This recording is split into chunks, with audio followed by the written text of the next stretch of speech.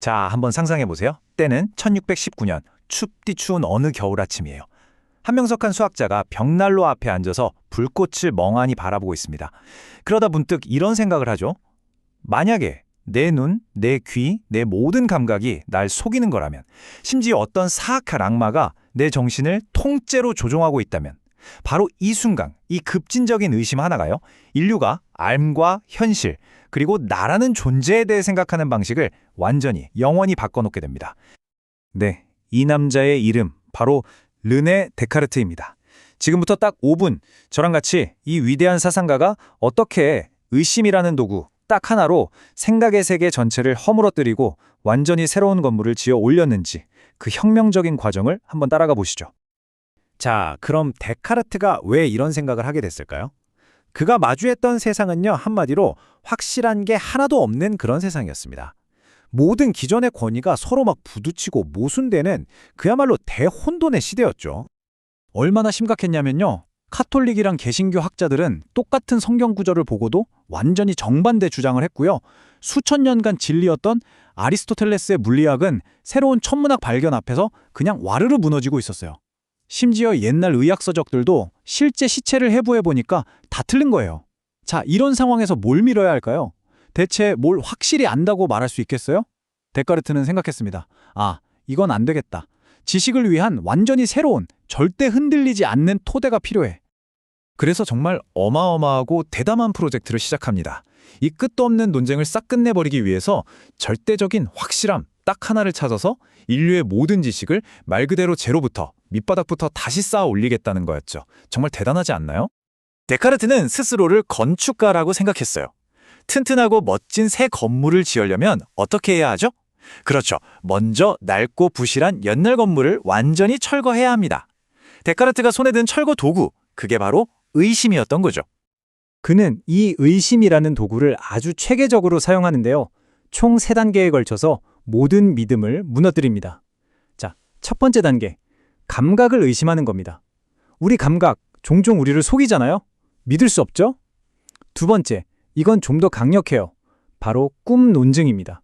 지금 이 순간이 아주 생생한 꿈이 아니라고 여러분 어떻게 확신할 수 있으세요? 그리고 마지막, 정말 끝판왕인데요. 만약에 전지전능한 사악한 악마가 있어서 내 모든 생각을 조종하고 속이고 있다면 그럼 어떡하죠? 이 질문 한번 진지하게 생각해 보세요.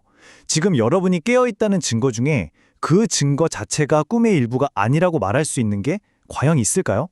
데카르트의 이 꿈 논증이 정말 강력한 이유가 바로 이거예요. 우리 다들 꿈속에서 아, 이건 현실이야 라고 굳게 믿었던 경험 한 번쯤은 있잖아요. 그쵸? 그렇다면 그냥 확실하다는 느낌만으로는 현실과 꿈을 절대 구분할 수 없다는 결론이 나옵니다.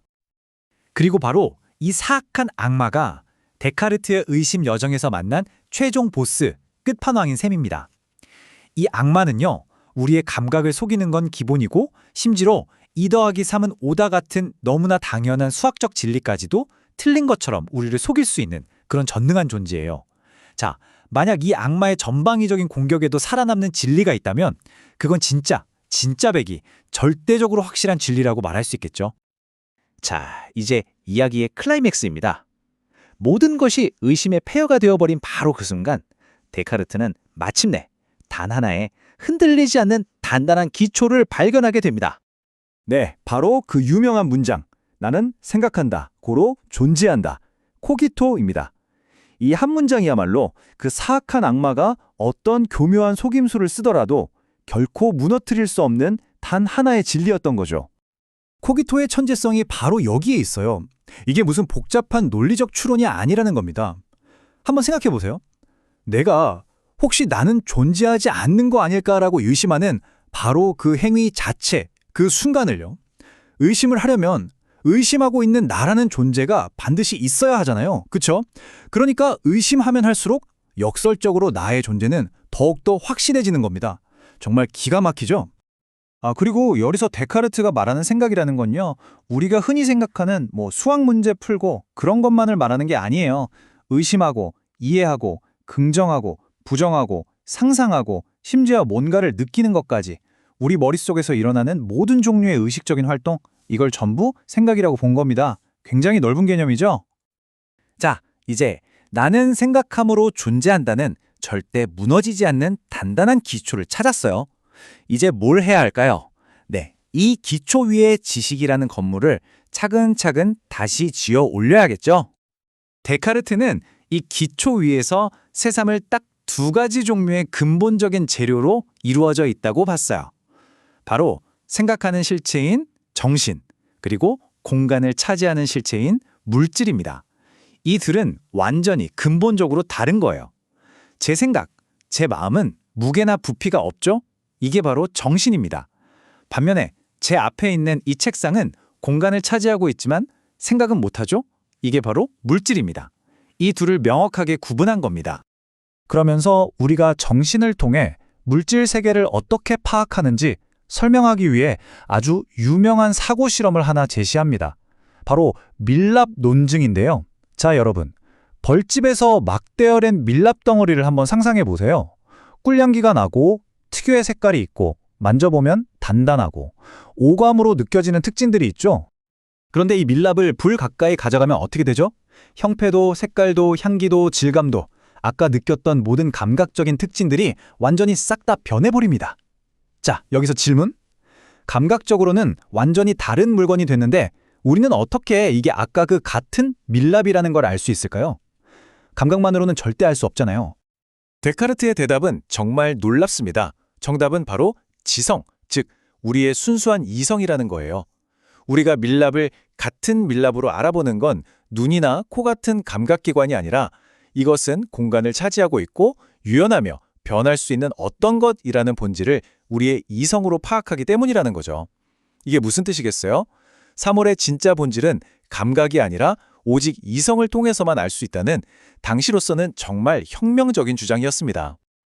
자, 이런 생각은 데카르트가 이 물리적인 우주 전체를 바라보는 관점으로까지 확장됩니다.